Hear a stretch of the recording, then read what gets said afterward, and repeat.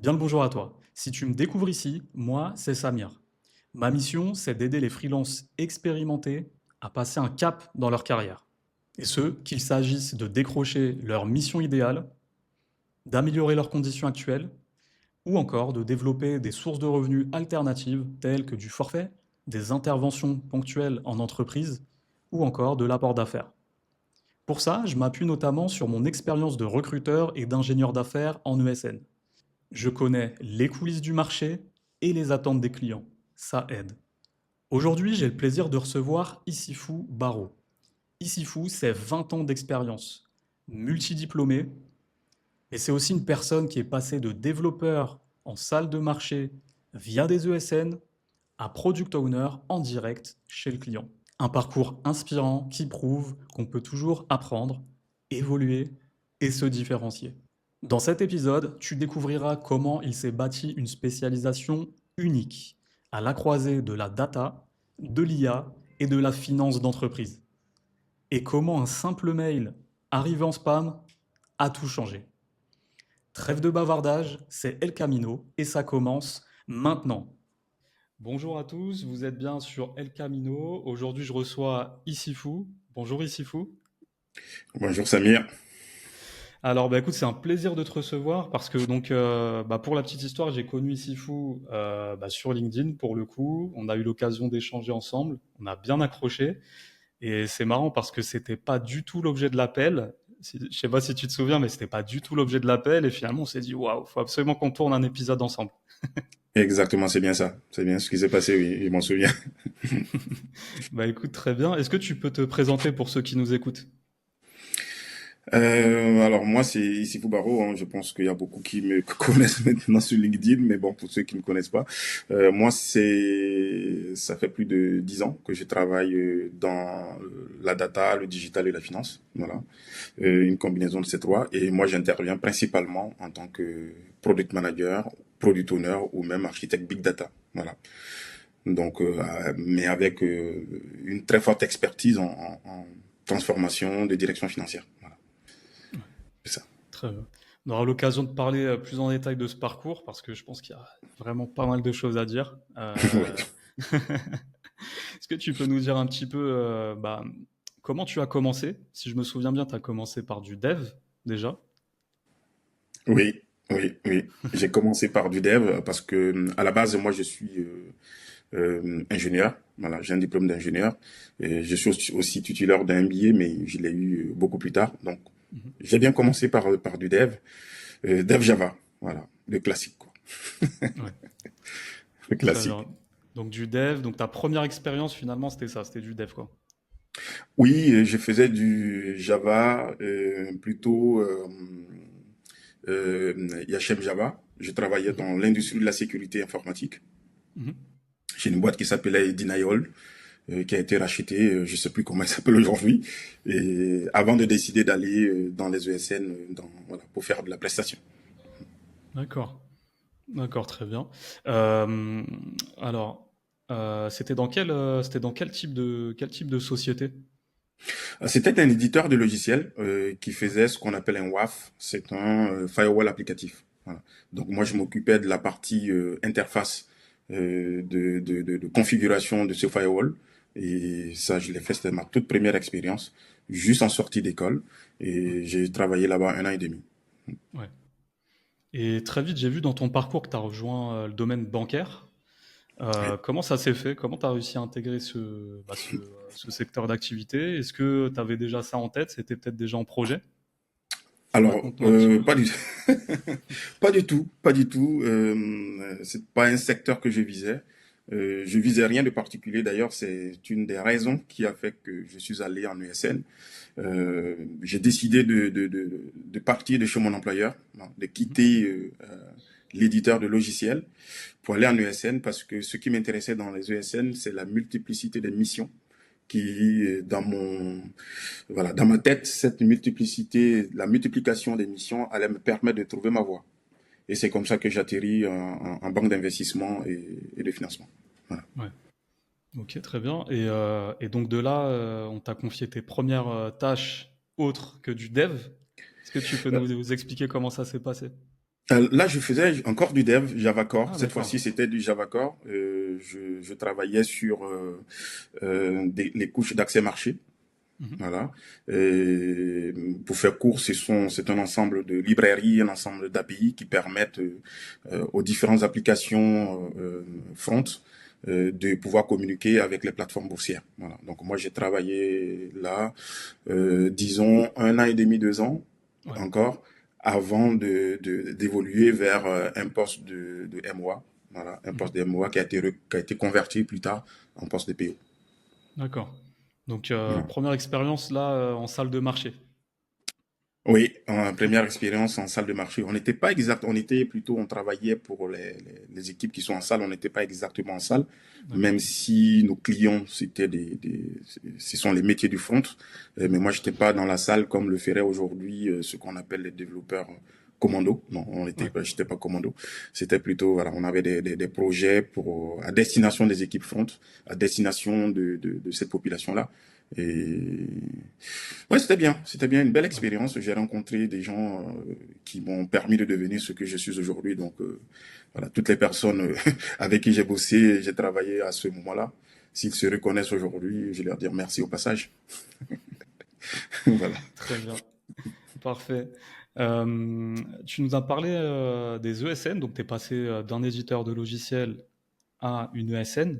Ouais, Comment est-ce que ça s'est passé? Est-ce que tu avais déjà entendu parler? Donc bon, à l'époque, c'était les SS2I, comme on disait. Est-ce que tu en exactement. avais déjà entendu parler? Est-ce que tu avais des a priori à leur sujet? Non, pas du tout, pas du tout. Moi, j'avais entendu parler, mais a priori non. D'ailleurs, quand je sortais de l'école, les premières entreprises qui m'ont contacté, c'était les ESN. Mhm. Et pour la petite histoire, c'est que j'ai eu même beaucoup de ESN qui m'ont contacté pour me mettre en mission dans les salles de marché. Mais à l'époque, Ouais. ils avaient fini par dire non parce que j'avais aucune expérience, ni de stage, ni de l'alternance, ni quoi que ce soit. Mhm. Et du coup, bah, ça s'est pas fait. Ouais. Et quand je voulais, comme je t'ai dit tout à l'heure, hein, quand j'ai voulu partir de chez mon employeur de l'époque, Mhm. pour moi, la cible était toute trouvée les ESN. J'avais Ouais. aucun a priori, voilà, sur les ESN, parce que moi, j'avais dans ma tête, mon objectif était très clair, multiplier les missions. Donc, tant que cet objectif était rempli, le reste était secondaire, voilà. Ouais. Et je me disais, développeur front Java, enfin, IHM Java, jusqu'à la fin de mes jours, je ne me voyais pas faire ça. Ouais. Mais je ne savais pas quoi faire en tant que développeur. D'accord. Et je me suis dit, aller dans une ESN, je Ouais. vais faire peut-être 2, 3, 4 missions et je trouverai ma voie. Et bien, c'est ce qui s'est passé. Exactement. Bah, c'est une très bonne idée, je pense. Ouais. Non, bah, trop bien. Très bien. Donc, tu as fait effectivement plusieurs missions via une ESN. Est-ce que tu es resté dans la même ESN? Est-ce que tu as changé? Comment ça s'est passé? Alors, moi j'étais dans une super ESN à l'époque, Adneum Technologies. Voilà. Mhm. Je sais pas, je ne sais plus ce qu'elle devient. J'ai eu de super commerciales. J'ai eu la chance d'avoir que des commerciales femmes. Elles Ouais. étaient superbes. Il y avait Caroline Brunet, Rakia Bargel que je salue au passage. Et puis et puis et voilà. Donc moi j'ai commencé chez Adneum comme ça. Donc, et comme ça se passait bien, comme ça se passait très bien, bah, je suis resté dans la même ESN. En vrai, euh, j'ai fait 3 missions, 2 clients. Voilà. Chez le premier client qui était Natixis, Mhm. j'ai mené une première mission d'ingénieur études et développement. Ensuite, j'ai commencé mes premières missions de PO avec enfin, chez ce même client. Et j'ai fini ma dernière mission en tant que PO, euh, MOA PO, hein, c'était Ouais. plutôt à la Société Générale. Voilà. D'accord. D'accord, C'était à la très bien. Société Générale, donc j'ai fait 2 clients, j'ai dû faire quoi, 4 ans, 5 ans, Ouais. avant d'aller cette fois-ci en interne dans l'assurance. Ouais. D'accord. Ah, donc après, tu as été internalisé, c'est ça? Oui, dans l'assurance. D'accord. Très bien. Et ça, justement, comment ça s'est fait? Parce que on a pas mal justement de personnes qui sont en ESN, qui sont sur une mission qui leur plaisent et qui aimeraient se faire internaliser un petit peu. Comment ça s'est goupillé pour toi? Alors pour moi, c'était pas comme j'étais pas en mission chez eux. En fait, pour la petite anecdote, j'avais décidé justement, c'était l'époque où j'ai décidé de passer freelance, mais pas trop bien préparé. Voilà, je Ouais. voulais passer freelance et j'étais pas du tout bien préparé, on va dire. Donc je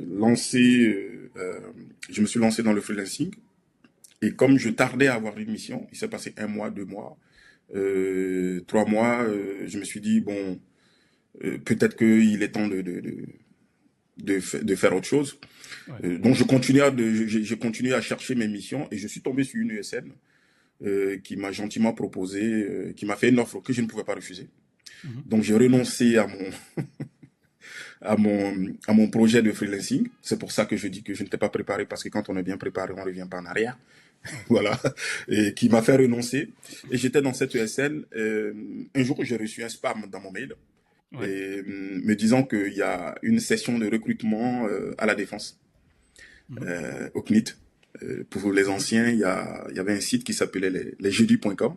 C'était les Ouais. jeudis de l'informatique et c'était un forum organisé par les jeudis. Donc, je vais juste flâner parce que Mhm. comme j'étais en intercontrat, je me dis, je vais regarder, je vais voir. Ouais. Et j'arrive, je rencontre beaucoup de sociétés qui viennent se présenter. C'est là que je tombe sur AXA France, qui présente ses offres. Et je dis, bah, bon, dommage, je ne suis pas de l'assurance. Sinon, ça allait... Ils m'ont dit, mais non, non, non, on cherche tout le monde. De préférence, bien évidemment, ceux qui ont fait l'assurance. Ouais. Mais vu que toi, tu es de la banque, ben, nous sommes cousins. Donc, Ouais. Tout à je me fait. souviens, je me souviens que c'est le terme qu'a Ouais. utilisé la personne qui représentait AXA France. Et elle m'a montré comment je pouvais postuler en ligne. Et après, j'ai postulé et ça s'est fait que. Ouais. Eh ben, nickel. Et donc, c'est parti d'une rencontre fortuite. Bon, t'as reçu un mail, tu t'es dit, bon, allez, je suis en interco, pourquoi pas? Sans Voilà. grande conviction, et finalement, donc, cette belle aventure, donc, pour la petite histoire, a duré quand même 7 ans. Et oui, ça a duré 7 ans. Preuve que voilà, c'était une très belle expérience. Une entreprise dans laquelle on avait cette facilité-là de pouvoir faire des mobilités internes. Et ça, c'est quelque chose qui est très appréciable, quoi. Donc, Ouais. voilà, 7 ans. 7 ans qui sont passés très vite, où j'ai Ouais. rencontré aussi des personnes vraiment formidables que je continue de voir aujourd'hui. Quand j'ai un temps Mhm. libre, je les rencontre, on va manger ensemble. Ouais. Donc voilà, c'était super. Ouais. Et donc pour nos auditeurs, donc en résumé, donc tu as commencé en tant que dev, Oui, ensuite MOA, ensuite oui, MOA/PO, oui. et tu es arrivé avec quelle casquette justement chez AXA? La même casquette, hein, MOA, MOA, PO. J'ai piloté un centre de service, une TMA, Mhm. sur tous les parties, sur les solutions nouvelles techno. Pas sur les solutions mainframe, même si plus tard, effectivement, lors de ma première mobilité, j'ai eu, comment dire, à avoir un portefeuille aussi de TMA où il y avait du mainframe dedans. Mais voilà, j'étais plutôt cette posture-là. Après, chaque entreprise a sa façon d'implémenter les nomenclatures qu'on connaît. Voilà. Ouais. Et dans le cas d'AXA, si je veux vraiment le rapporter à quelque chose qui se fait aujourd'hui, ça va être entre le business analyst Mhm. et le PO. Voilà, c'était ces postes-là. C'est plutôt ces Ok. postes. Et parce que moi, je suis parti d'AXA quand on a travaillé tous ensemble chez AXA pour mettre en place l'agilité Ouais. et pour commencer à faire du Scrum-Ban. C'est en ce moment que moi, je Mhm. suis parti d'AXA. D'accord. Enfin, je suis parti de la DSI pour la direction Ouais. financière. Voilà, pour être D'accord. plus précis. Oui. Ouais. Oui, parce qu'après, donc, tu étais plus sur des sujets data, justement. C'est à ce moment-là que... Oui, j'ai eu pas mal mais de la data transactionnelle. Mhm. C'était l'encaissement, le décaissement et le recouvrement. Ouais. On n'est pas du tout dans l'analyse, ni dans du data engineering tel qu'on le Mhm. dit aujourd'hui. C'était vraiment de la donnée transactionnelle. Parce que quand on parle, c'est des données quand même assez sensibles. Ouais. À ce moment-là, on est très sensibilisé à tout ce qui est qualité de la donnée, tout ce qui est comment on appelle, fiabilité des solutions. Parce que Mhm. quand on parle d'encaissement et de décaissement, euh, c'est très sérieux là. C'est très sérieux. Ouais. On va pas s'amuser à prélever les clients 2 fois. On va Ouais. pas non plus s'amuser à leur faire des virements 2 fois. Voilà. Ouais. Et puis surtout, voilà, on prélève quand même à l'époque, chaque fin du mois, si mes souvenirs sont bons. Au total, il y a quand même 9 millions de clients. Voilà. Ouais. Sur le nombre de transactions, ça se chiffre en millions, mais j'ai oublié le chiffre. Mais il faut savoir Ouais. qu'on avait 9 millions de clients, dont la majorité était en prélèvement automatique. Ouais. D'accord. Donc c'est costaud. Ouais. Ouais, ouais, c'est des gros enjeux. Et puis, comme tu le disais, faut pas prélever deux fois. Bah, ça me rappelle une Voilà. anecdote. Pour le coup, j'ai travaillé en banque, au service client. C'est arrivé.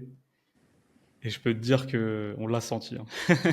Pendant 3 jours, on était inondé d'appels. En fait, Et c'est une des banques qui est derrière. Tu sais, quand tu as une carte pour tel ou tel magasin de meubles, c'est adossé justement à une réserve d'argent, c'est ça. paiement sans frais, etc.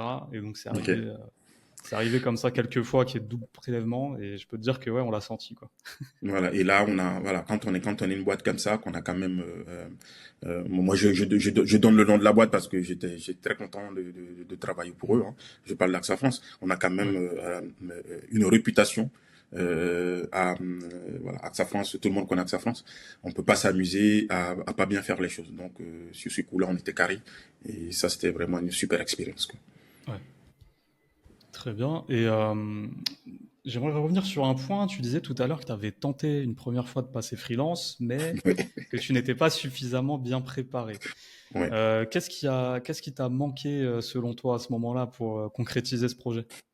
Alors, ce qui m'a manqué à l'époque pour concrétiser le projet, c'était, en fait, à vrai dire, je ne saurais même pas te dire, parce que je pense que j'ai voulu passer freelance parce que c'était la mode.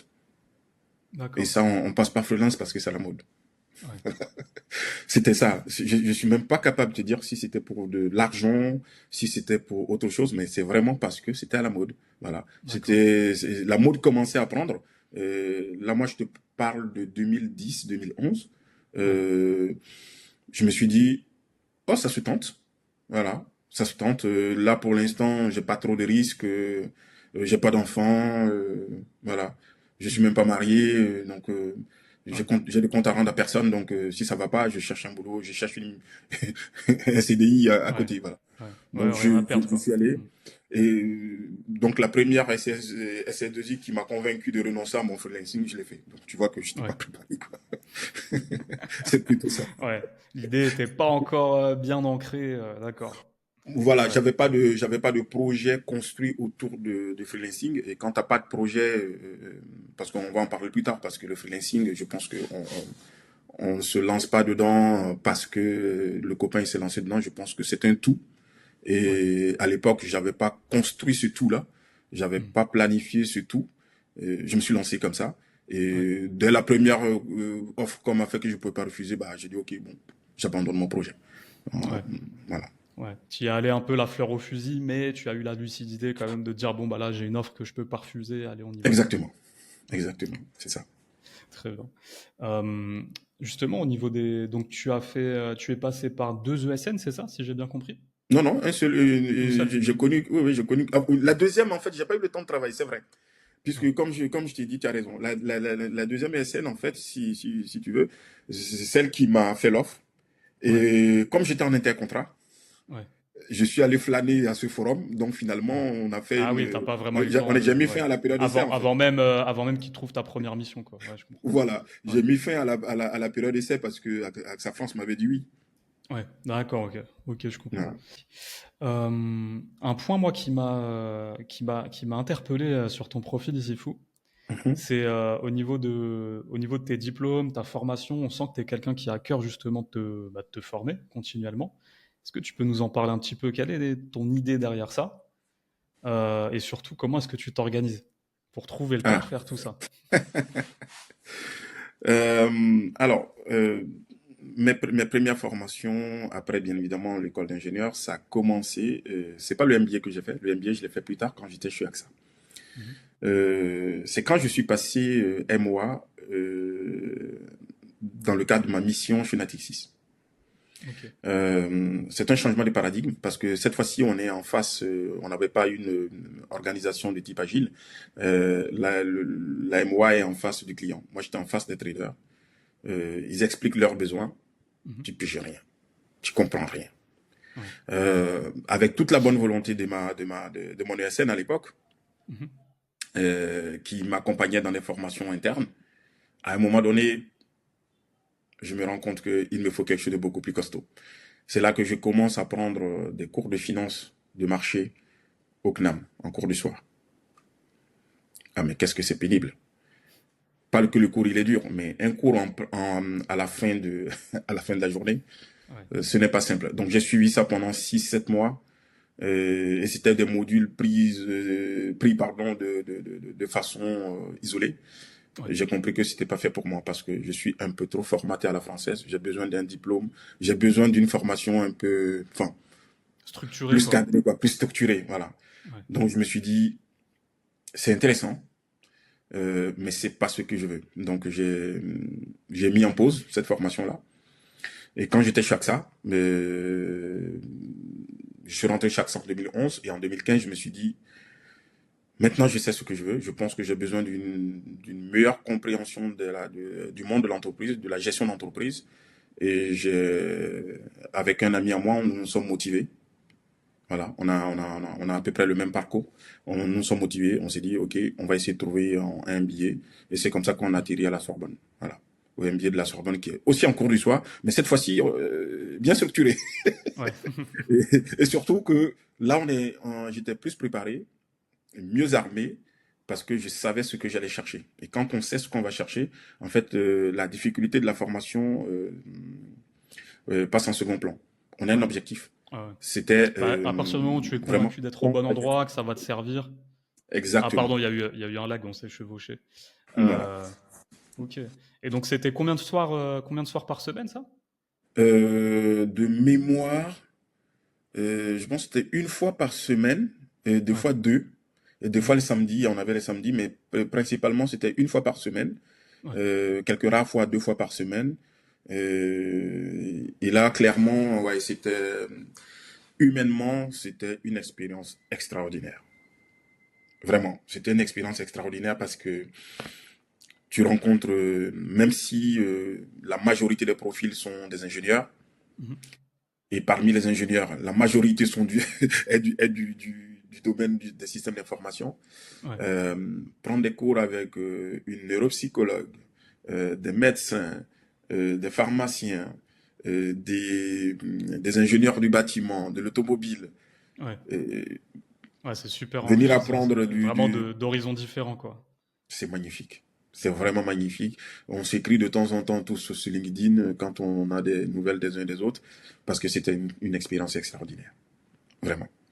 Donc, humainement, c'était le cas. Et pour des gens, pour quelqu'un comme moi qui connaissait que l'ingénierie, apprendre la gestion d'entreprise à ce moment-là, on se rend compte que ouais, il y a quelque chose qui, voilà. On a l'impression qu'on renaît. Voilà. On a Ouais. l'impression de devenir plus complet. Ouais. Tu Ouais. vois. Là, il On te devient. manquait comme une pièce du puzzle qui manquait pour bien comprendre les enjeux métiers au niveau de ta Ouais, mission. Là, tu te dis, ah d'accord, ouais, je comprends mieux. ouais, parce qu'en fait, on est ingénieur, nous sommes ingénieurs, et les ingénieurs, on sait fabriquer, on sait concevoir, on sait inventer des choses. Mais la Ouais. chose pour laquelle nous ne sommes pas préparés, c'est comment marketer ce qu'on a produit, Mhm. ce qu'on a développé. Comment défendre nos positions vis-à-vis d'un contrôleur de gestion qui viendra dire que ton produit coûte trop cher. Ouais. Comment défendre nos positions quand on nous fait comprendre que notre équipe est surdimensionnée par rapport à l'activité et que nous sommes en train de mener. On n'est pas outillé à faire tout ça. Comment prendre la température des affaires du pays, comment se projeter, comment planifier nos projets. On ne sait pas faire tout ça. On n'est pas formé à faire ça. Ouais. On est formé à réfléchir, à inventer, à créer, mais pas à gérer. Et le fait d'aller prendre ces cours-là, pour moi, ça a été et ça fait partie de mes plus beaux diplômes parce que franchement, je pense que voilà, c'était une renaissance pour moi. Voilà. Donc là, et ça a été, comme je te disais, hein, c'est vraiment, ça a été top pour moi. Et c'est là aussi que j'ai compris ce que je n'aimais pas au CNAM. je me suis rendu compte que la finance telle que je l'avais imaginée, Ouais. en fait, ça s'appelle la finance d'entreprise et non la finance de marché. Tu Ouais. vois? Là, tu as découvert Ah oui, la nuance, quoi.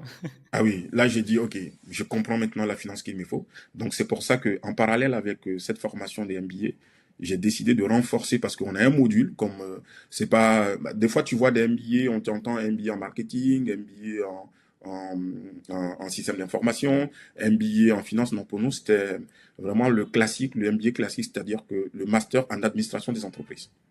D'accord? Et là, moi, je voulais renforcer le côté finance. C'est comme ça que, en parallèle de ce MBA-là, j'ai décidé de prendre des cours de finance d'entreprise à HEC pour être, pour avoir le certificat de finance internationale d'HEC. Ok. Voilà. Donc, c'est vraiment des choses qui, j'ai pris comment dire, j'ai suivi cette formation HEC pour renforcer le côté finance de mon MBA. Voilà. Et D'accord. ça, j'en suis pleinement satisfait. Ouais. Donc ça, c'est vraiment le côté finance d'entreprise. Oui. Maintenant, tu me l'as dit, tu as aussi la casquette intelligence artificielle. Mais pour la finance d'entreprise. Alors, oui, parce que bah, l'expérience que je t'ai expliqué chez AXA, après AXA, j'ai eu la chance de rentrer dans un groupe extraordinaire qui s'appelle, c'est le groupe ADO, ADO qui est ex-groupe Leroy Merlin. Ouais. Là, je te parle d'une belle entreprise, un acteur majeur du retail mondial, hein. Euh, et dans cette entreprise,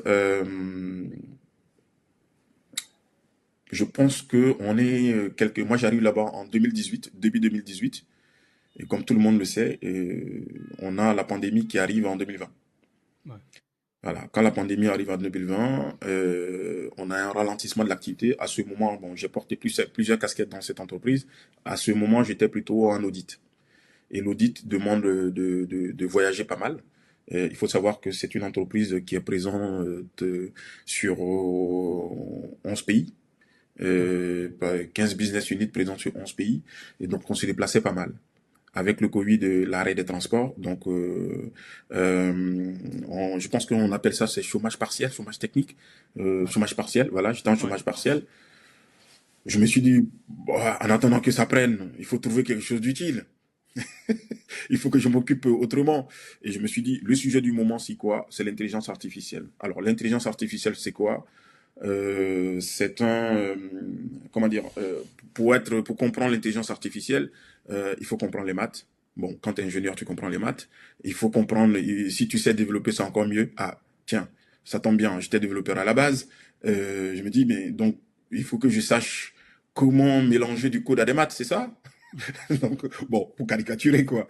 Et du coup, j'ai décidé de prendre aussi une formation en intelligence artificielle et principalement sur le machine learning et en Python. Il se trouve qu'à la base, je suis plutôt développeur C, C++ et Java. Donc, le Python, c'est passé comme une lettre à la poste. Ouais. Ouais, tu m'étonnes. Donc, c'est comme ça que j'apprends l'IA, plus principalement le machine learning.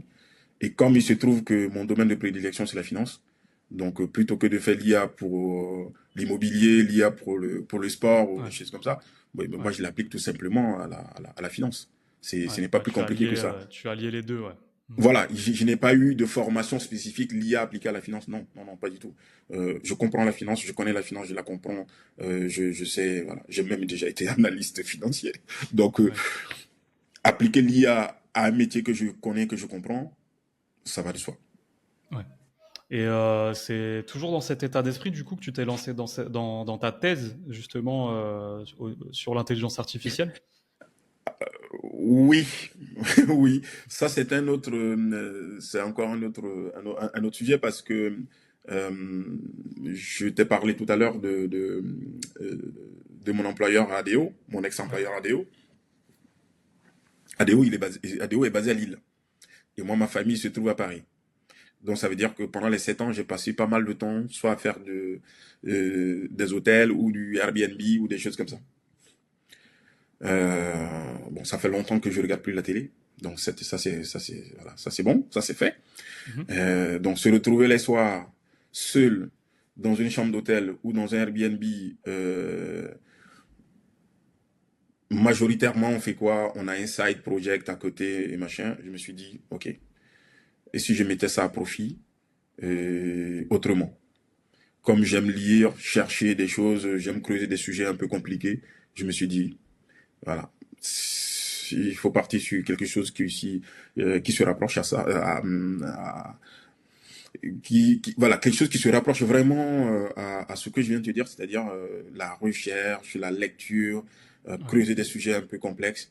Je me suis dit, Mhm. bah, si je pouvais avoir, si je pouvais faire un doctorat, il se trouve que les PhD n'existent pas dans ce format-là. C'est plutôt les DBA, Doctorate in Business Administration, Mhm. et c'est comme c'est la version doctorat d'un MBA. Donc, je me suis aussi appuyé sur mes atouts parce que comme j'ai un billet, le DBA, la première partie du DBA, c'est des modules de formation qui ressemblent fortement à ce qu'on fait en MBA. C'est-à-dire que pour quelqu'un qui n'a jamais fait de gestion, on va quand même te préparer un minimum. On va te donner des cours de gestion pour que Ouais. tu puisses commencer ta recherche. Donc je me suis dit, comme j'ai déjà fait un MBA, peut-être que cette partie-là irait très vite. Mhm. Voilà. Et bon, et j'avais raison. C'est allé assez vite puisque les cours de finance, de marketing, des négociations, de management et tout ça, c'était beaucoup plus simple dans le cadre de ce DBA-là. Ouais. Donc voilà, c'est comme ça que je me suis lancé dans un DBA. On va dire que si je devrais te résumer, je l'ai fait pour tuer le temps. Ok. Bah écoute, je l'ai fait, je l'ai fait pour tuer le temps, mais ouais. pour le coup, c'est pas, ça n'a pas été choisi au hasard. Parce que je me dis, enfin, pour toutes les personnes qui me connaissent, j'aime partager, j'aime échanger, j'aime Mhm. accompagner les gens. Je me dis, je vais faire mon DBA pour justement apprendre aussi de la rigueur non seulement dans mon travail, et aussi si je suis amené à donner des cours, parce que c'est quelque chose des cours, enfin, je parle de formation, hein. Ouais. Si je suis amené à donner des formations, on va dire une fois par mois ou bien un module dans l'année, Mhm. d'ailleurs, à la rentrée prochaine, pour ceux qui m'écoutent et qui ont des possibilités, je serai à la recherche d'une école qui voudrait bien m'accepter pour donner des cours aux étudiants. Donc Très je me bien. suis dit, voilà, donc je me suis dit, ça pourra être un atout, hein, aller apprendre la rigueur dans un doctorat pour donner des cours. Voilà, c'est tout. Ok. Ok, Donc c'est très comme bien. ça que j'arrive là. Ce n'est pas que je suis pas assoiffé de savoir, hein, non, non, c'est pas ça. Bah, C'est pas- on pourrait croire, parce que bon, non, non, quand on non, a c'est pas parce discuté, on a échangé au niveau de ton parcours, hein, non, à chaque fois, pour la petite j'essaye histoire, de joindre tout. ouais, j'ai été bluffé, moi, par ça. Il y en a Non, qui tuent le temps, justement, sur des jeux vidéo ou ce genre de choses, et toi, tu passes un non, doctorat. j'essaie de joindre l'utile à l'agréable, Ouais. mais voilà, c'est ça, c'est plutôt ça. Ouais, non, mais c'est très bien. Non, mais c'est vrai qu'il y a eu l'occasion, blague à part, effectivement, je comprends, ta famille qui est éloignée, t'es tout seul à l'hôtel ou en Airbnb. Bon, autant C'est rendre ça. ça productif, quoi. Donc Exactement. Si j'étais encore dev, je pense que j'aurais commencé à développer un side project tranquille, quoi. ouais, ouais, très bien. Donc, tu recherches quel type, justement, d'école et de programme pour la rentrée? Ah, mais bon, les écoles d'ingénieurs, les écoles de commerce, hein, ça irait très bien. Ouais. Si c'est pour maintenant que, je pense qu'on en a parlé, mais peut-être qu'on en parlera, maintenant que je suis plutôt à fond dans la data appliquée au business, Ouais. donc on devrait pouvoir trouver quelque chose, soit dans la data, soit dans la finance, soit dans l'IA, soit dans les trois. Ok, très bien. Bah, écoute, C'est ça. l'appel est passé. Voilà. L'appel est passé, mais en tout cas, tu disais, tu parlais d'une école qui voudrait bien t'accueillir, mais je pense que c'est l'inverse. Honnêtement, pour te connaître et connaître ta pédagogie, notamment bah, via LinkedIn, on en parlera juste après. Je pense que ce sera justement ces écoles-là qui seront chanceuses et honorées de t'accueillir, et pas l'inverse. Ça fait toute la différence, ça. Justement, tu parlais de data pour conclure sur la partie parcours. Ensuite, Mhm. on passera sur la partie LinkedIn. Ça marche. Euh, Justement, comment ça t'est venu cette expérience data Mhm. et comment tu t'y prends pour enrichir une fois encore euh, ton positionnement finalement et ta plus-value au niveau des finances, de la finance d'entreprise et de l'intelligence artificielle. Alors, pour l'intelligence artificielle, ça, je pense que tu as compris comment je suis, comment j'ai atterri dedans. Sur la partie data, vu que j'avais goûté bien vraiment à la partie transaction chez AXA, plus tard, moi, j'ai évolué plutôt côté AXA, j'avais évolué à la direction financière sur la partie en tant que responsable de data sur la partie contrôle de gestion frais généraux. Voilà. Donc ça, j'ai mené cette mission-là. Et ça, c'est quelque chose qui m'avait énormément plu. Et quand je suis arrivé chez ADO, j'avais une double casquette, à la fois analyste corporate finance, mais en même temps chef de projet BI. Ok. Chef de projet BI. Donc, on va dire que j'ai continué comme ça dans la data. C'est plutôt vraiment mes expériences à la fois côté business et côté data, les opportunités qui m'ont été données de pouvoir m'exprimer sur ces champs-là. C'est ça qui fait que c'est sur ça que je capitalise en fait. Hein. Voilà, Ouais. c'est sur ça que je capitalise. Et chez ADO, j'ai énormément participé à des missions de transformation digitale, transformation de la fonction finance, modernisation de la communication financière. Voilà, donc moi, je fais le pont, on va dire que vu ma double casquette, je fais aisément le pont entre les tech data, les tech Mhm. tout court, Ouais. et le business en général, et la finance en particulier. Tu vois. Donc moi, c'est quelque chose c'est vraiment quelque chose qui me fait vibrer, qui est auprès des financiers, j'apporte la touche technique qui leur manque. Et Mhm. auprès des équipes techniques et des équipes data, je viens avec la connaissance finance qui leur permet de bien faire leur travail. Voilà. Donc ça, c'est quelque chose d'assez intéressant. Et lors de mon passage chez ADO, j'ai eu la chance de travailler pendant 6 ans dans l'environnement Google GCP. Mhm. Et tout ça a vraiment accentué ma connaissance du cloud, du big data. Et clairement, j'ai pas mal capitalisé sur toutes ces expériences-là. C'est ça qui me permet aujourd'hui de justement pouvoir accompagner divers clients sur ces problématiques. Oui. Ok. Ok, très clair. Donc aujourd'hui, ton positionnement, il est clair. Comment tu le Enfin, pour résumerais moi, en... Ouais, c'est moi je ça. pense que c'est clair. Ouais. Comment tu résumerais, bon moi je le sais, mais pour ceux qui nous écoutent, comment tu résumerais ton positionnement en une phrase?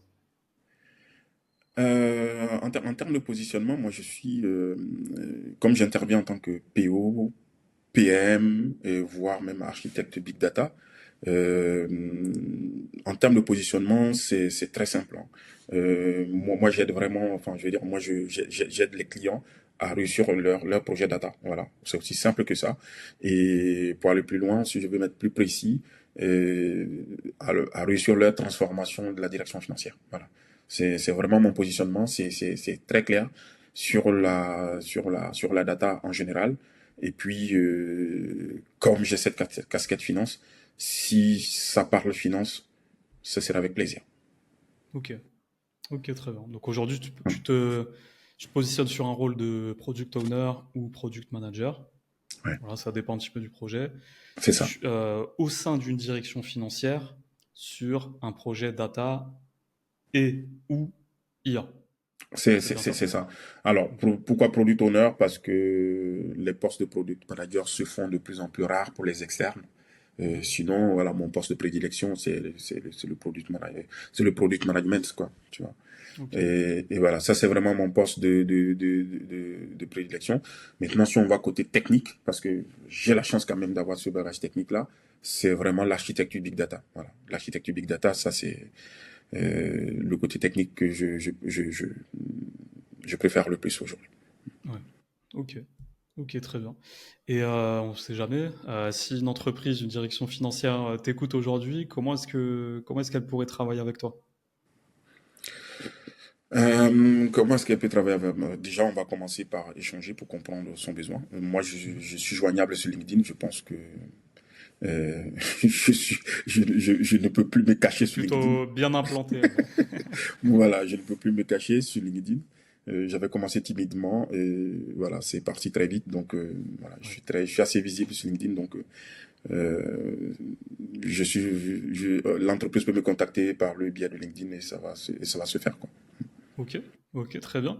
Eh bien, justement, tu m'offres la transition. Parlons un petit peu de LinkedIn. Ouais, Donc aujourd'hui, tu publies plusieurs fois par semaine, ouais. beaucoup de schémas, beaucoup d'infographies. Donc franchement, très instructif. Je pense que ça démontre ta pédagogie, tes connaissances.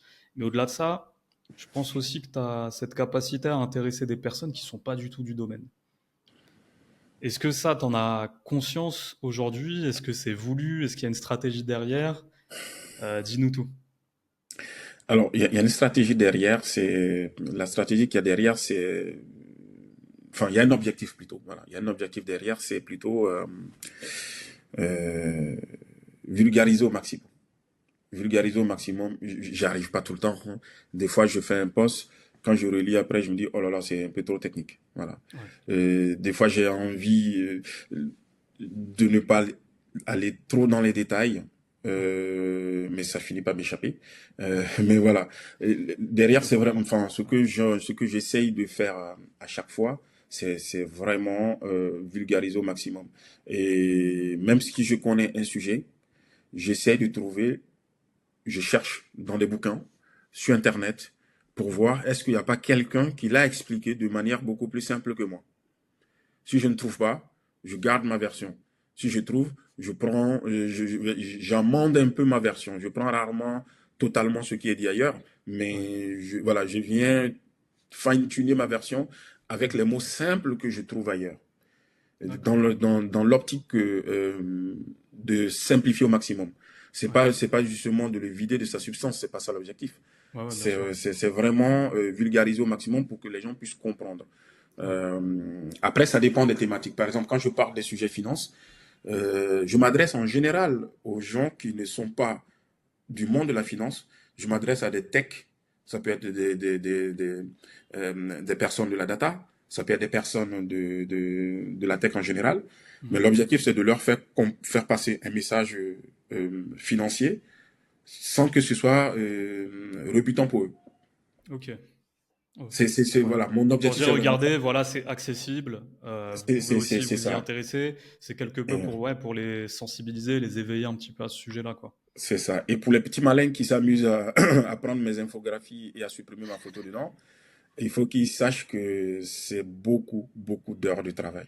Et oui, Ça paraît simple, le ouais, résultat est simple, ouais, mais résumer un concept dans des infographies, ouais. des fois, Non, c'est très ça me dur. demande énormément de travail. Ouais, Peut-être que je m'y prends mal, hein, j'en sais rien. Mais moi, ouais, pour arriver à ce résultat, c'est ouais. plusieurs essais, plusieurs lectures. Et je me dis, oula, non, ça c'est trop compliqué, il faut que je simplifie. Ça c'est trop Ouais. compliqué, il faut que je simplifie, tu vois. Donc, je vais étape par étape et ça me prend énormément de temps. Donc, voilà, prendre Ouais, je les suis d'accord. infographies, c'est bien. Ouais. Laisser ma tête dessus, c'est quand même beaucoup plus sympa, quoi. Ouais, faut toujours citer les sources, c'est pas du tout correct. Au-delà que, oui, Voilà. le plagiat, Sinon, c'est condamnable. voilà. Voilà, c'est pas du tout, enfin, c'est immoral, c'est Parce pas que éthique. je ne condamne pas l'inspiration, hein, parce que moi, je Ouais, m'inspire de certaines personnes. Énormément ouais, de personnes qui font LinkedIn, je m'inspire de ces personnes-là. ouais, Leur façon de faire leur infographie, leur mm, façon d'écrire leur post, ouais, j'apprends, je grandis comme ça, tu vois. ouais. Ouais, ouais, Mais non, mais ça, c'est normal, faut regarder un petit peu ce qui se fait. Ça nous permet nous-mêmes voilà, de progresser, de se dire, bon, bah là, je me complique un peu la vie. Mais bon, faut pas voilà, s'inspirer trop fort non plus, quoi. Et, c'est un peu ça, c'est un peu ça. mais justement, c'est vrai que c'est très difficile de réaliser des infographies, mais toi, tu arrives à tenir cette cadence, tu en publies plusieurs par semaine. Moi, ce que je voudrais savoir, c'est comment tu allies ta volonté première, donc de vulgariser, avec ton souci du détail. Parce que ça, c'est pas toujours facile, je pense. En fait, c'est pas facile, mais en fait, si tu veux, la plupart des concepts, peu de gens le savent, mais la plupart des concepts euh, que je publie, ce sont des choses que j'ai apprises au cours de ma vie professionnelle, de ma vie tout court. Et à chaque fois, je me dis, voici la façon dont j'aurais voulu qu'on m'explique ce concept-là. Ok. Je vais te prendre un exemple simple que j'ai trouvé dans un livre, hein. Je te disais que j'ai fait un billet. Je te disais aussi que j'ai pris des cours de finance. Ouais. J'ai même deux certificats de finance, dont un certificat d'analyste financier européen. Mhm.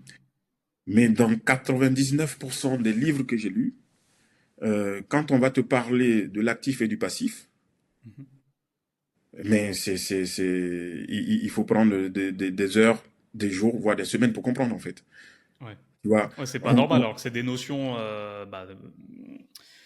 notions hyper importantes en fait. voilà. Donc, tout le monde enfin, une des définitions, et là, pour les financiers qui m'écoutent, je suis désolé si je me trompe, hein, mais voilà, parce que ça peut arriver.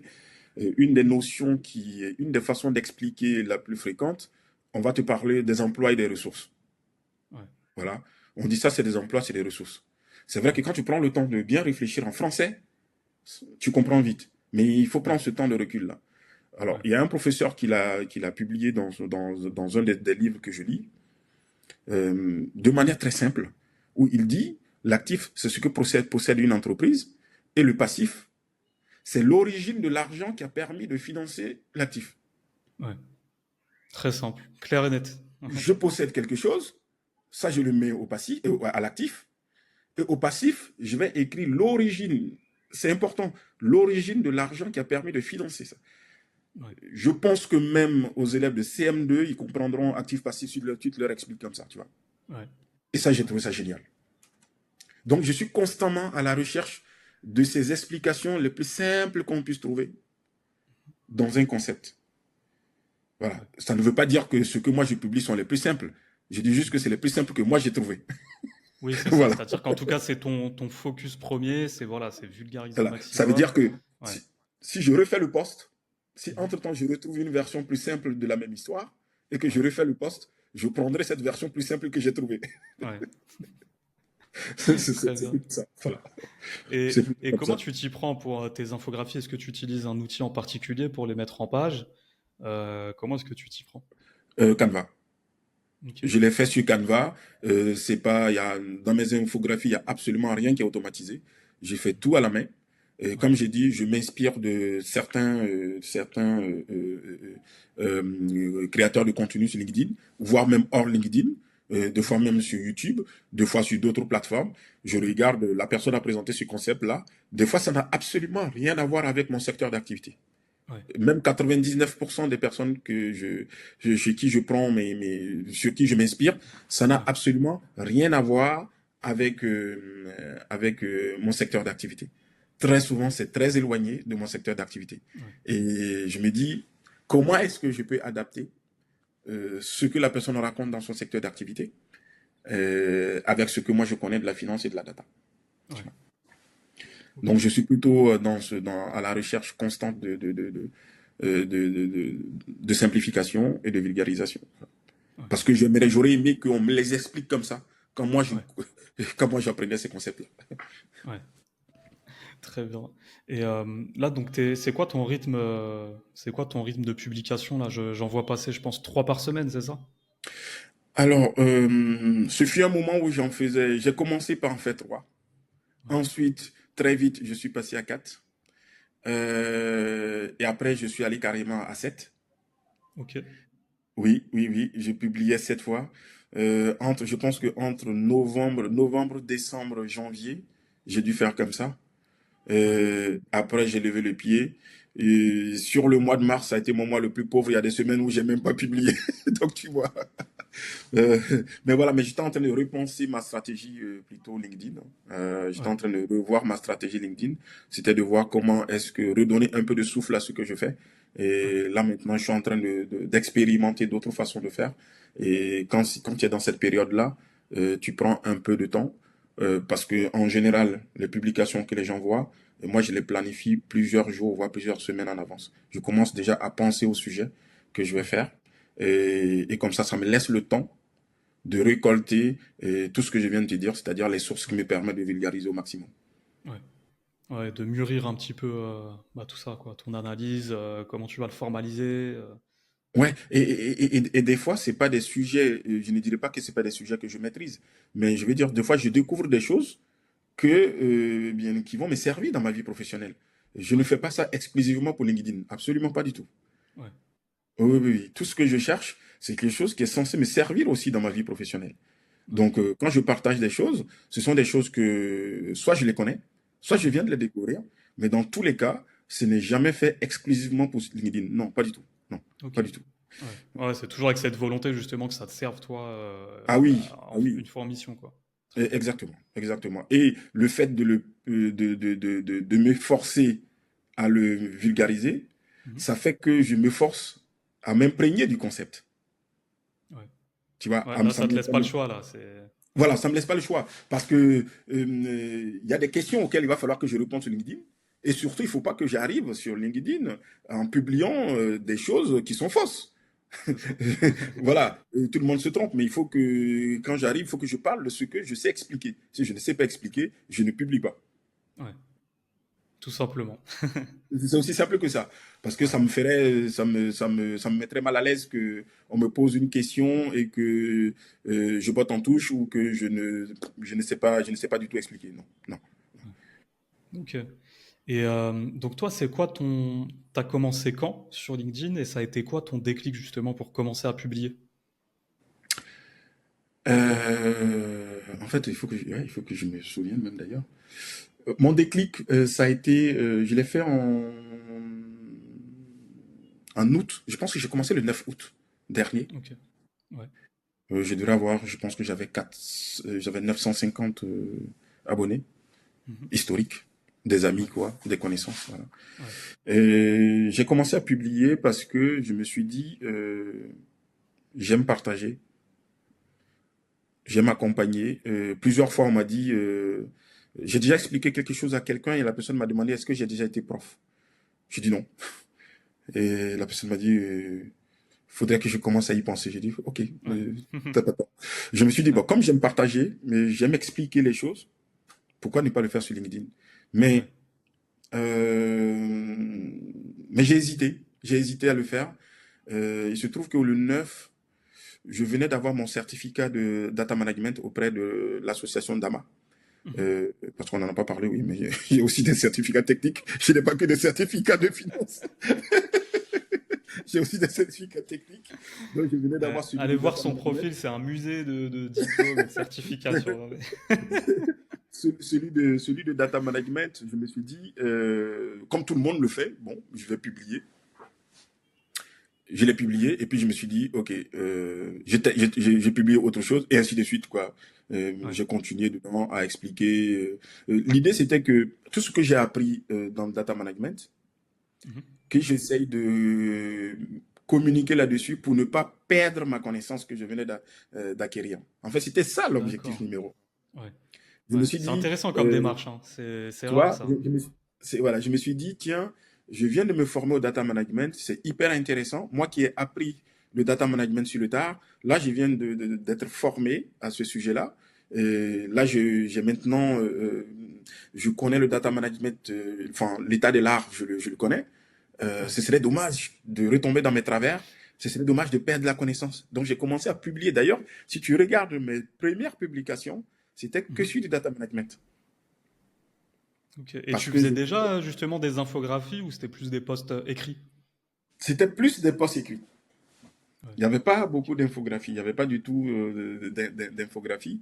Et Ouais. donc, voilà. Donc, je le faisais comme ça, avec beaucoup de data management.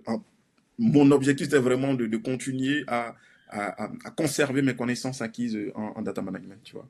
Et après, on y prend goût. Je me dis, mais en plus de data management, je connais aussi l'analyse des données. Je connais aussi la finance. Pourquoi ne pas en parler? Ouais. C'est comme ça qu'après ça, j'ai embrayé sur la partie Power BI. Et Power BI, c'est quelque chose que je connais assez bien. J'ai le certificat PL300 depuis 2022 que je renouvelle chaque année. Mhm. J'ai monté des projets Power BI de A à Z dans un contexte de multinational, dans un contexte international. Donc, ce sont des sujets que je connais assez bien. Ok. Je me suis dit, pourquoi ne pas communiquer sur ce que j'ai appris, ce que j'ai rencontré comme difficulté, comment j'ai résolu des problèmes, quelles sont les bonnes pratiques que je conseille sur Power BI, pourquoi ne pas le faire? Et quand j'ai Ouais. commencé à faire ça, je me suis rendu compte qu'il y avait une forte adhésion. Voilà, il y avait une forte adhésion à ce que je publiais autour de Power BI. Donc je me suis dit, finalement, tout ce que je connais dans mon domaine, pourquoi ne pas en parler? Voilà. Donc c'est parti comme ça. Après, bien évidemment, au fur et à mesure qu'on avance, on essaie de mieux structurer ça pour éviter de faire tout et n'importe quoi. Voilà. Ok, ok, très bien. Et je pense que pas mal de gens se poseront la question. Euh, c'est quoi les retombées pour toi aujourd'hui de ton activité sur LinkedIn? Ben, déjà de belles rencontres comme, comme ce que je suis en train de vivre en ce moment avec toi. Voilà, j'ai rencontré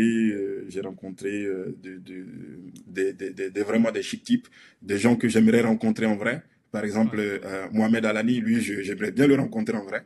ouais. Parce que, parce que voilà, D'ailleurs, qu'on le salue, qu'on salue, voilà, je le pardon. salue au passage parce que Ouais, j'apprécie énormément ce qu'il fait. Et ouais, surtout que on a été, lui et moi, on a échangé des messages au tout début. ouais, Moi, pour comprendre un peu ce qu'il fait, lui aussi, ouais, pour m'encourager dans ce que je suis en train de faire. ouais.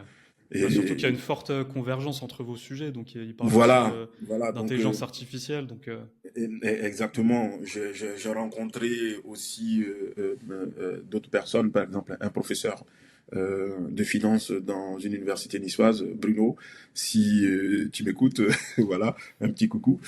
Donc, ça fait que ce genre de rencontre, voilà, c'est bien. Il y a des entreprises qui m'ont contacté euh, pour essayer de travailler avec moi. Suite à ça, j'ai même eu, comment dire, une mission pour un client institutionnel pour la mise en place d'une data platform. ouais, ok, Oui, il voulait plutôt quelque chose de on-premise, qui soit exclusivement de l'open source. ouais, Et voilà, donc il s'est dit, vu que c'est mon secteur d'activité, c'est mon domaine, qu'est-ce que je peux lui apporter dessus comme conseil? C'est vraiment une mission de conseil assez rapide, hein, quelque chose qui a duré ouais, 2 mois. Mais vraiment une mission de conseil, c'est presque un appui à ce qu'il lui il avait déjà anticipé. Voilà. ouais, Donc c'est vraiment avoir un avis d'un expert. Donc voilà, donc j'interviens là-dessus. Et je rencontre des ESN, je rencontre des apporteurs d'affaires. Et puis voilà. Pour l'instant, j'essaye d'avancer comme ça. J'essaie de profiter de ces rencontres-là pour me créer un réseau. Et tout ça m'encourage, bien évidemment, à continuer à faire ce genre de publications ouais, qui aident certaines personnes. À côté de ça, ça c'est vraiment pour ce que moi j'ai de personnel. À côté de ça, j'ai rencontré aussi pas mal de jeunes qui s'inspirent de mon parcours. Et ça, pour moi, ça n'a pas de prix. Voilà. Quand t'as un jeune qui s'approche de toi pour te poser des questions, pour demander de l'aide parce il a besoin de s'orienter, ouais, pour moi, c'est l'un des plus beaux cadeaux que j'ai reçus de LinkedIn, en fait. Voilà. ouais, Ces personnes-là viennent vers moi parce qu'ils estiment que je peux leur apporter quelque chose. Je peux les aider à accomplir quelque chose. Moi, c'est juste génial, quoi. Voilà. ouais. Donc, rien que pour ce genre de choses, je suis très content. Et puis pour finir sur ces côtés-là, bien évidemment, je ne peux pas répondre à tout le monde. Sinon, je l'aurais fait avec plaisir. Ouais. Beaucoup de personnes demandent du mentorat. D'autres personnes veulent aussi que je leur conseille sur des choix de solutions, sur des choix de formation pour monter en Ouais. compétence sur tel ou tel sujet. Sincèrement, si je pouvais le faire, je l'aurais fait, mais je n'ai absolument pas assez de temps pour répondre à tout le monde. Donc il y a des gens, même je réponds peut-être un mois plus tard. Ouais. Mais c'est comme ça, C'est j'ai pas pas mal de facile. mails en attente là. Ouais. Ouais. Ouais, ouais, bah t'as tes obligations pro, perso, et puis pour donner un peu de C'est, contexte, voilà. t'arrives à 13 000 abonnés, donc c'est beaucoup. Ça suscite forcément pas mal d'interactions en message privé. C'est Donc ça. Il y a ouais. pas mal d'interactions. Donc, mais voilà, pour moi, c'est toujours une belle, c'est une bonne ambiance. Pour l'instant, Ouais.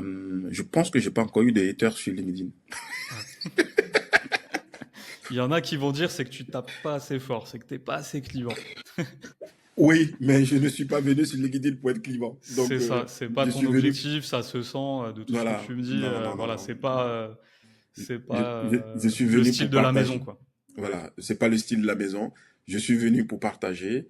Et si ce partage peut profiter à grand nombre, voilà, c'est tout. Voilà. Ouais, C'est non non. Après, j'en aurai forcément hein, les haters. Faut pas ouais, rêver. Hein. ouais. Bon, je pense qu'un jour, enfin, j'ai dit les haters. En vrai, enfin, ce mot-là, je l'aime pas trop. Moi Ce non que je veux plus. dire, Ouais, on va dire plutôt des ouais, détracteurs. Voilà, je vais Ouais, avoir des détracteurs parce que forcément un jour ça va arriver. Les ouais, matheux savent de quoi on parle, hein, c'est la loi des grands nombres. Ça va arriver un jour où je vais raconter une ouais, connerie et quelqu'un ouais, va me réprimander. Pour l'instant, j'ai eu plutôt des gens qui n'étaient pas d'accord avec moi, me l'ont fait savoir de manière hyper gentille.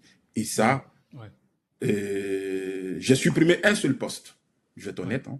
J'ai supprimé un seul poste parce que à force de vouloir vulgariser, j'ai raconté n'importe quoi. Ah mince, ouais. Non, mais c'est le Voilà. risque aussi, c'est le risque. Et puis, il n'y a que en ne faisant pas qu'on ne risque pas Voilà. de se tromper, tu vois. Et quelqu'un m'a gentiment dit qu'il il pensait que j'avais une erreur là. Et quand je l'ai vu, et pour le coup, c'était dans l'infographie. Or, dans Ouais, LinkedIn, on ne peut pas changer l'infographie.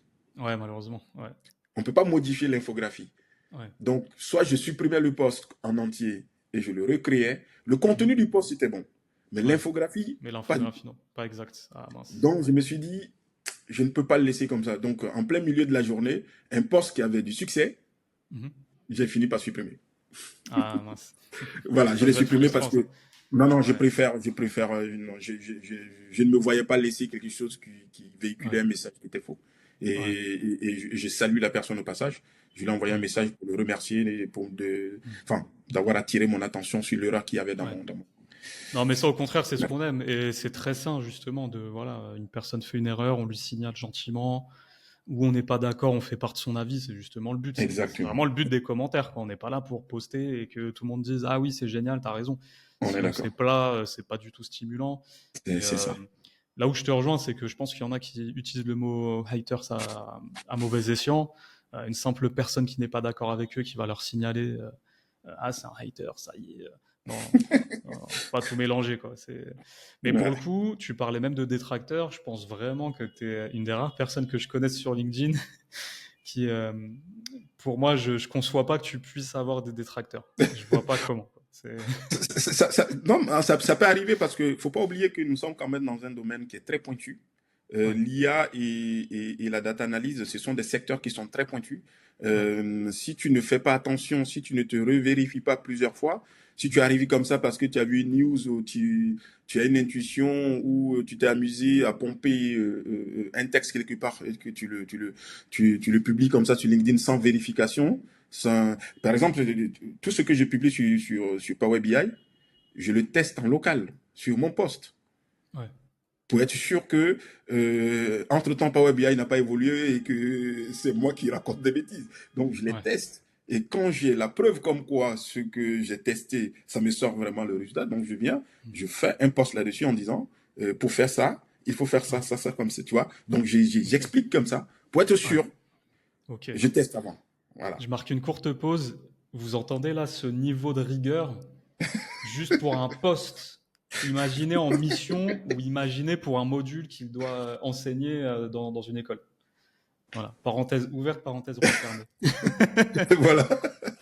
Non, mais en fait, Non, mais il faut le voilà, c'est comme souligner, ça. c'est exceptionnel. Enfin, c'est Voilà, donc jusqu'à. je Ouais, teste ouais, donc non. avant de Jusqu'à aller publier. mettre les mains dedans pour t'assurer justement qu'il n'y ait pas eu une mise à jour entre temps, qu'il n'y ait pas eu un changement. Et non, franchement, c'est Voilà, donc génial. j'essaie de faire comme ça, j'essaie de fonctionner comme ça. Et puis, bien évidemment, quand j'ai découvert une nouveauté, je partage aux gens. Même par exemple, là, mon dernier post sur Power BI, avec la nouvelle fonctionnalité, j'ai même tagué mes anciens collègues de chez ADO parce que Ouais, je sais ce qu'on a mis en place. Je sais que ça va leur être vraiment utile, quoi. Ça va être ouais. intéressant pour eux. Donc, je les ai tagués, mon ancien chef et tout. Voilà. J'espère qu'ils seront contents du fait que je les tague sur ce genre de sujet qui vient de tomber. Et puis voilà. Ok, très bien. Écoute, ici fou, je te le disais, je pense que je conçois mal que tu puisses avoir des détracteurs, mais je pense qu'avec les quelques questions que je te réserve pour la fin,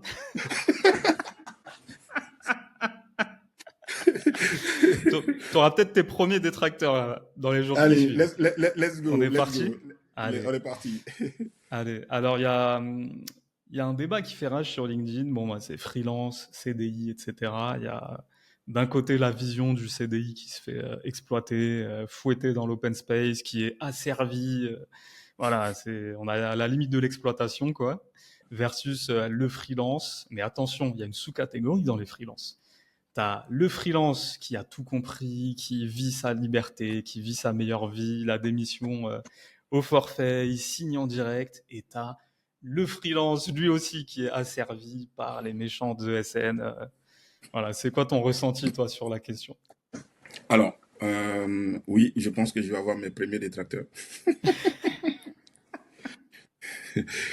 Moi, quand je vois ce genre de discussion, je sors juste mon paquet de chips ou de popcorn. Je suis là, je mange, je regarde. Parce que, voilà, pour être honnête, pour moi, c'est un peu ridicule. Ouais, C'est mon point de vue. Euh, Moi, je suis passé freelance, pas parce que j'étais un CDI martyrisé. Voilà. C'est pas non plus pour de l'argent, même si même si en faisant bien, je vais être mieux payé que quand j'étais en CDI. C'est pas pour ça. ouais, De ma fenêtre, on passe freelance dans le cadre d'un projet.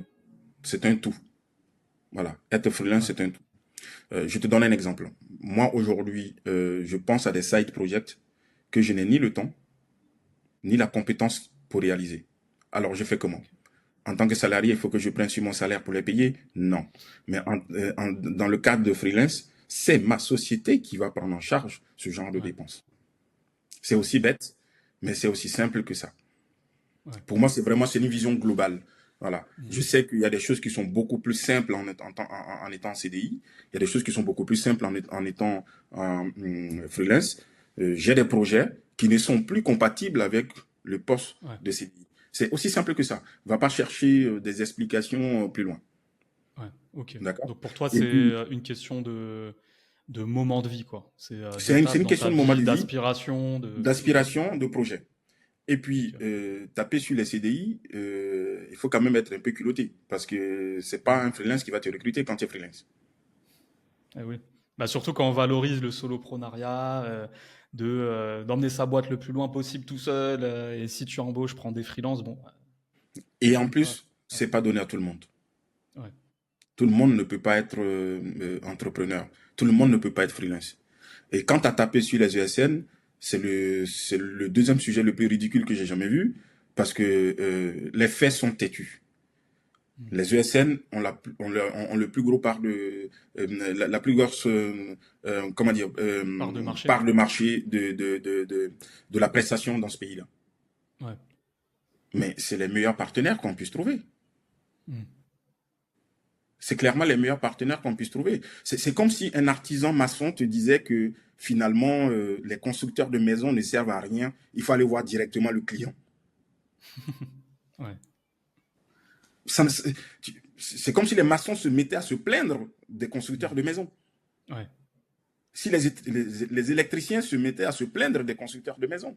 ouais. Ça Ouais, n'a au pas lieu de de les voir, sens. comme tu dis, comme des partenaires, en fait, tout C'est des simplement. partenaires. Au contraire, Ouais, quand tu es électricien professionnel, si mm. tu es maçon professionnel, Ouais, ton objectif, c'est de signer le maximum avec comment on appelle ça là, avec les constructeurs de maisons.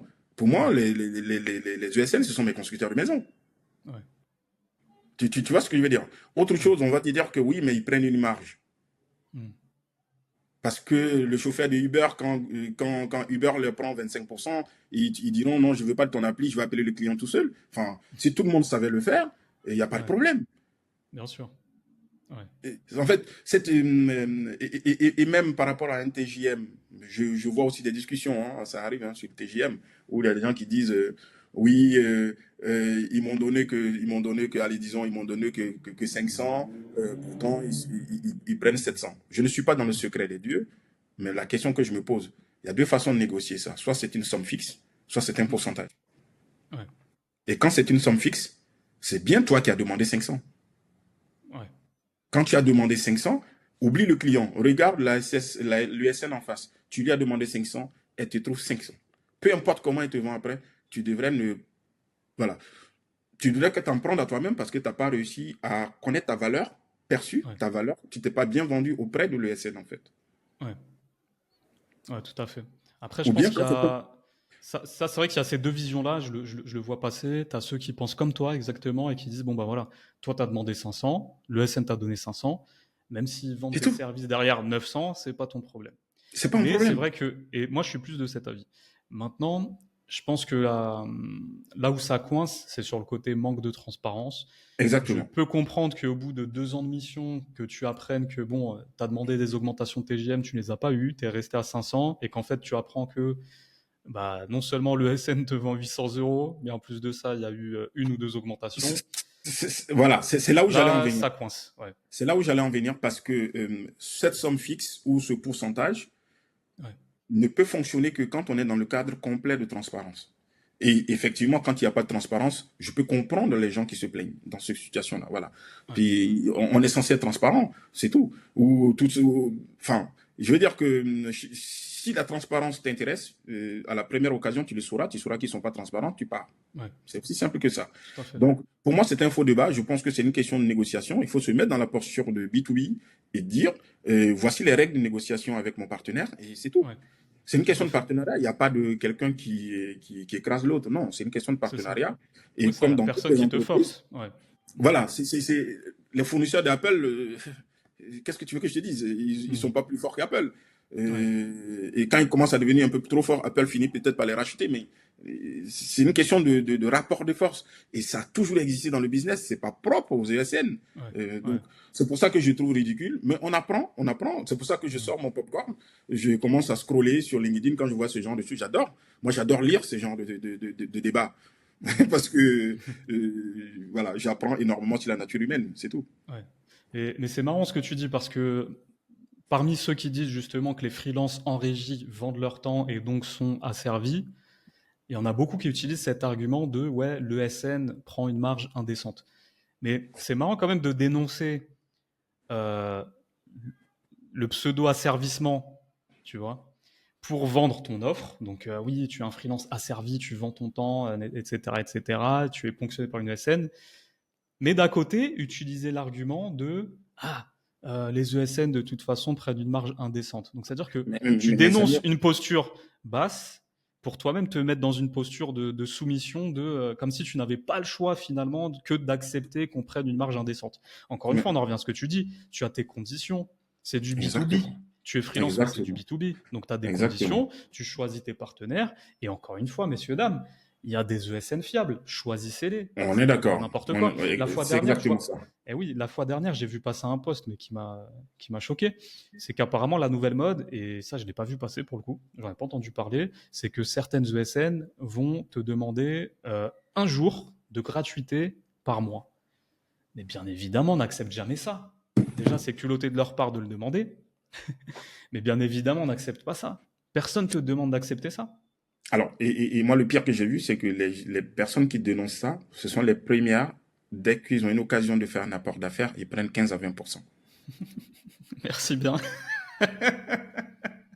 Oui, il y a quelqu'un qui me l'a Et dit, hein. ouais, Il y a quelqu'un qui, parce ouais. que j'ai une connaissance qui cherchait un data analyst. J'avais posté ça sur LinkedIn. Mhm.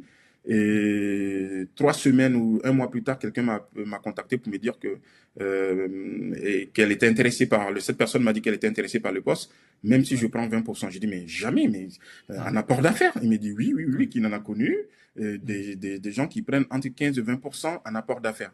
Mais c'est les premiers à venir te dire que C'est ça. les ESN se gavent. Donc, voilà, c'est le monde à l'envers. Donc, c'est pour Bah ça oui. que ce genre de choses, pour moi, c'est de la négociation B2B. Ça ne devrait jamais être un débat. Ouais. Non, mais surtout que je vais pas te l'apprendre. Tu viens de la finance d'entreprise, c'est ton expertise. Mais voilà, le SN a des raisons de prendre une marge.